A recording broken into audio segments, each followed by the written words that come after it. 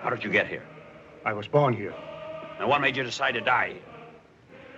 Him. What do you want from the Fuhrer? What does he want from us? What does he want from Poland? Why all this? Why? Why? Aren't we human? Have we not eyes? Have we not hands, organs, senses, dimensions, affections, passions? This movie is a comedy. Fed with the same food, hurt with the same weapons, subject to the same diseases? This speech is also from a comedy, though a very different one, written about 350 years before this movie was made.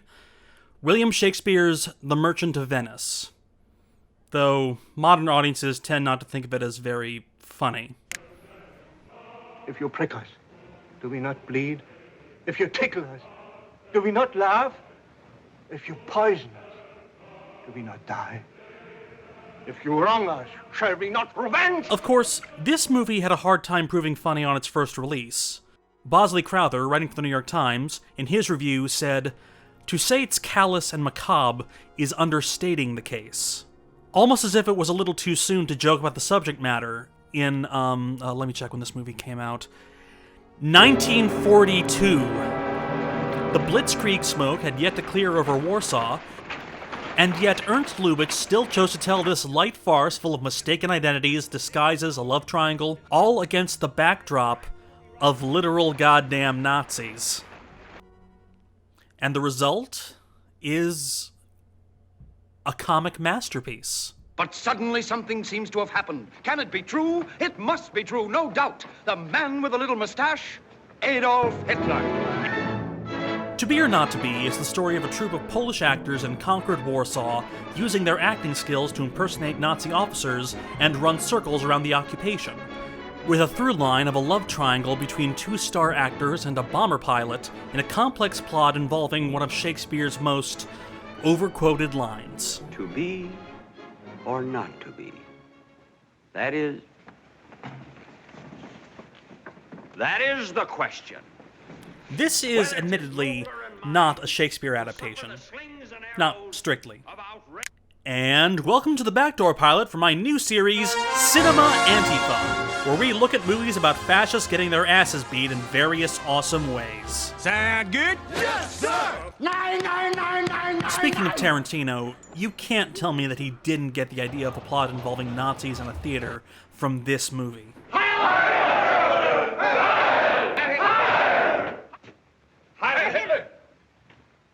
Heil myself.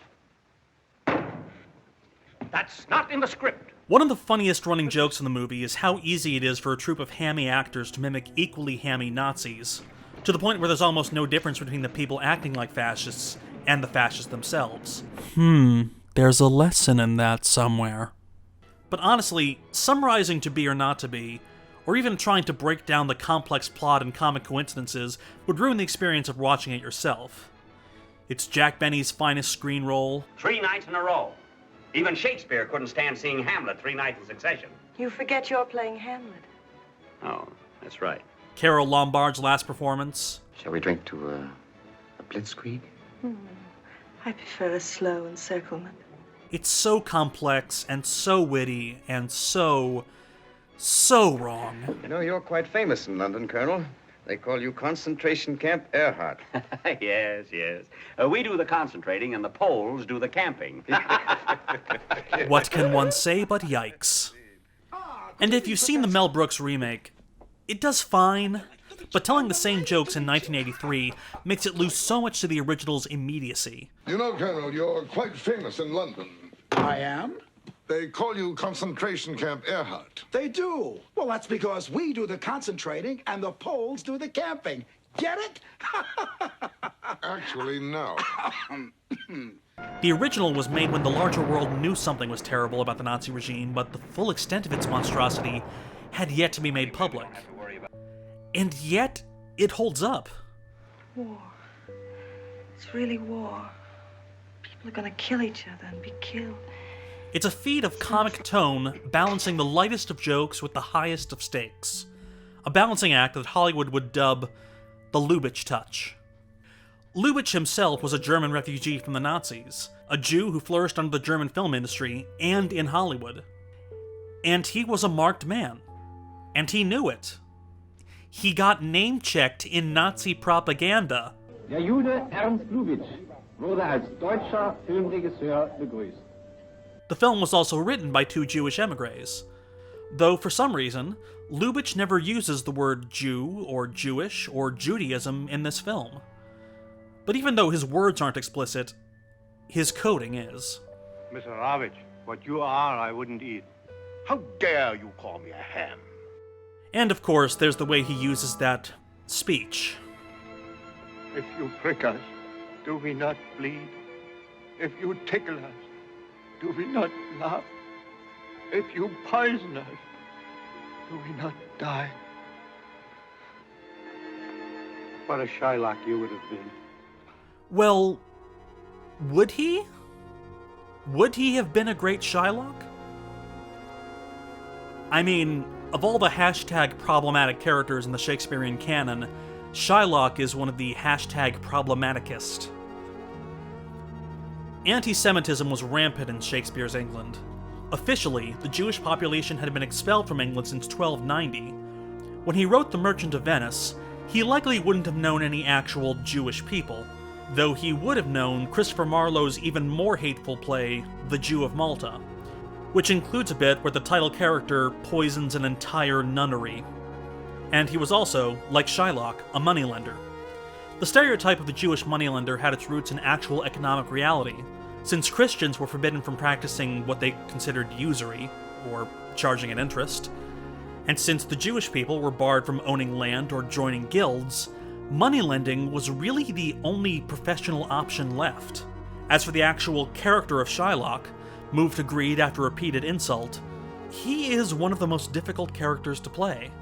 For most of his early history, the character was done with a bright red wig, comically, broadly, though sympathetic portrayals could have been seen as far back as the mid-18th century. But it's a difficult character to play. Nobody is wild about staging this play. Even the Nazis weren't wild about staging the play. Not because of Shylock, but because of the fact that Shylock's daughter Jessica converts and marries the Christian Lorenzo. Nazis. But most, if not all, modern productions play Shylock for pathos. The play retains the structure of a Shakespearean comedy, all good parties married off by the end, with the lone antagonist ousted and humiliated, but modern audiences can't ignore the tragedy of Shylock's character.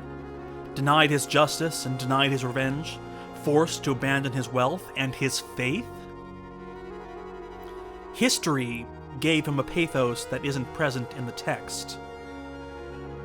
Well, except for that speech. Have you not eyes? Have you not hands, organs, senses, dimensions, affections, passions? That speech quoted by everyone.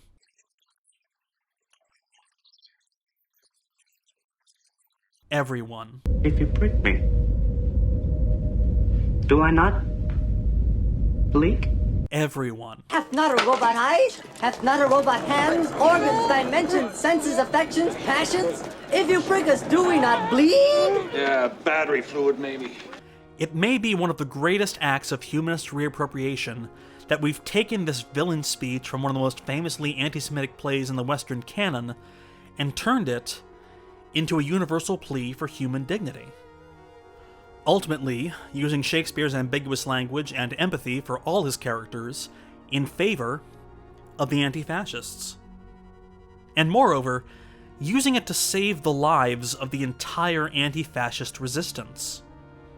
A comedy in a comedy, using the tragedy in the comedy to prevent tragedy in our comedy. There's got to be a better way to phrase that. Jeffrey O'Brien, writing for Criterion, called To Be or Not to Be's ultimate outcome a victory of art over life, using the Nazis' own penchant for theatricality against them, fighting theater with theater. All the world's a stage, and all the men and women merely players. So what else do you do with a bad actor but boo them off stage? To Be or Not to Be, a play that's literally life or death. And I leave you with one of the greatest one-liners in movie history. That great, great Polish actor, Joseph Tura. You've probably heard of him. Oh, yes. As a matter of fact, I saw him on the stage when I was in Warsaw once before the war. Really? What he did to Shakespeare, we are doing now to Poland. Goodbye, Colonel. Goodbye, Professor.